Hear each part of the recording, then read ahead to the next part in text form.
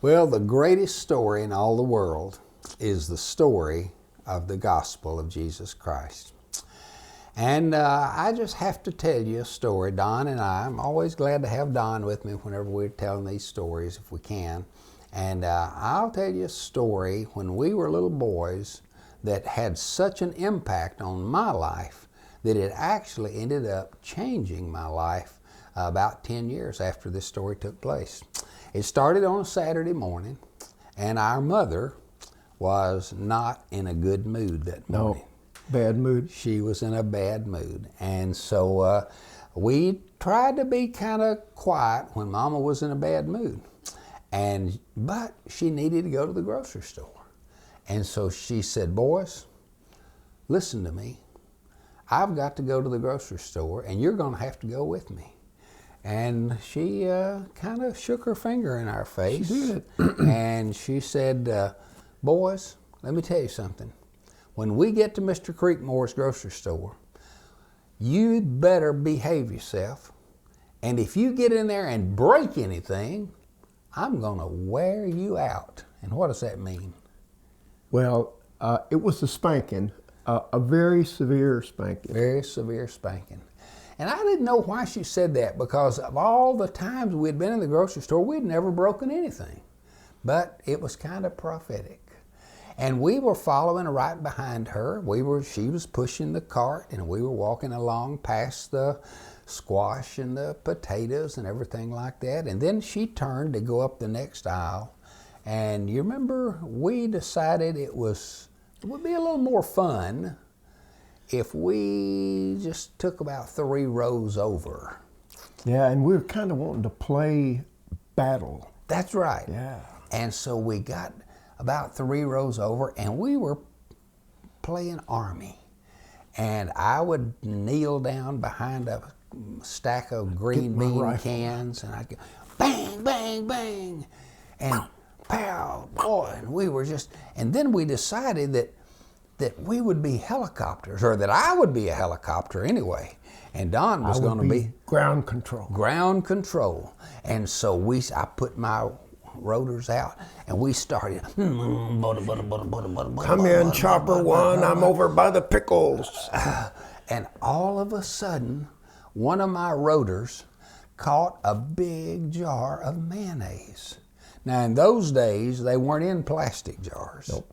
They were in glass jars. And I pulled that jar of mayonnaise right off the shelf, and it fell and hit the floor and just exploded. Mayonnaise and glass everywhere. And 3 things happened within 1 second. First of all, I jumped way back out of the way so that I wouldn't get mayonnaise on my feet, because I was barefooted, of course. And the second thing that happened was that Don... I ran over to see the mess. He had never seen that much mayonnaise on the floor, of course. It was a big jar. It was a big jar. And he's just standing there looking at the mayonnaise. I'm standing over here to the side. And the third thing that happened, our mother came around the end of the aisle, and she saw me standing over here like a little angel. And she saw Don standing there like he had just broken the jar of mayonnaise. And she came down that aisle like a freight train. She grabbed Donald by the arm and used all 3 of his names. That's when you know you're in trouble. "Donald Ray Harris," she said, "I told you that if you broke anything, I was going to wear you out. So come on." And she took Donald and went out of the store. Well, I'm standing there by the mayonnaise, and I'm thinking, well, he's going to tell her I didn't break the mayonnaise. Nikki did. And she's going to come back and get me, and I'm going to get a hard whipping. But she was gone for 5 or 6 minutes. Some guy came, cleaned up the mayonnaise. I just kept standing there. And then after about 5 minutes, she came to the end of the aisle. She said, "Come on." And I thought, goodbye, cruel world. I'm going to get it now. So I followed her, and we got to the truck. And Don was in the truck. I was still crying. He was crying. And I just looked over at him. I thought, this is strange. But not one word was said all the way home. And when we got to the house, Mother took the groceries and she went in the house. Donald and I went to the shed. I was still crying. He was still crying. And I said, hey, Don, did you get a whipping? I certainly did. Did it hurt? Yeah, it did. It hurt. Okay. Did you cry? I was crying, yeah. But then I asked him what I really wanted to ask him. I said, Don, you know I broke the mayonnaise. Why didn't you tell Mama that I broke the mayonnaise? And he said, well, it just didn't seem, since I had already been punished for it, didn't seem right for you to get punished for it. Well, that's true. And he said to me, he said, because I love you. And I didn't want you to get a whipping. And I was just shocked.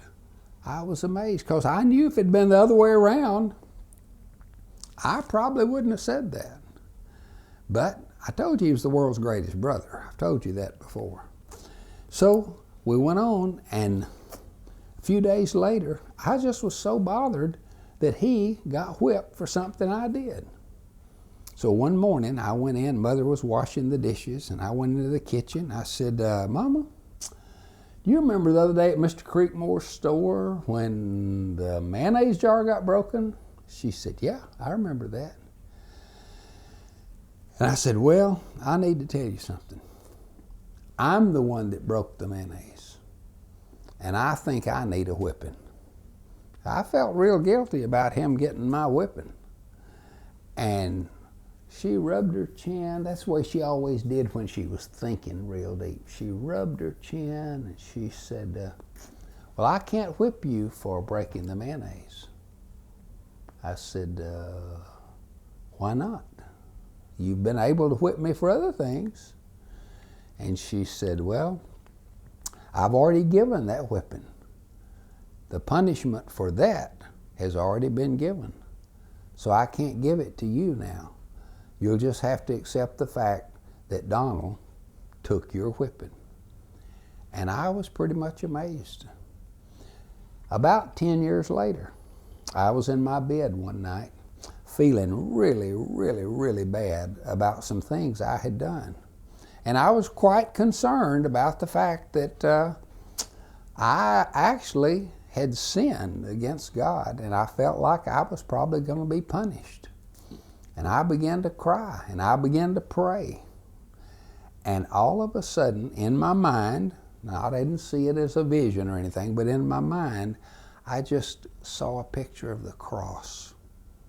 And it was like God said to my heart, just like Donald took your whipping when you broke the mayonnaise, Jesus took your punishment for all the sins that you've committed.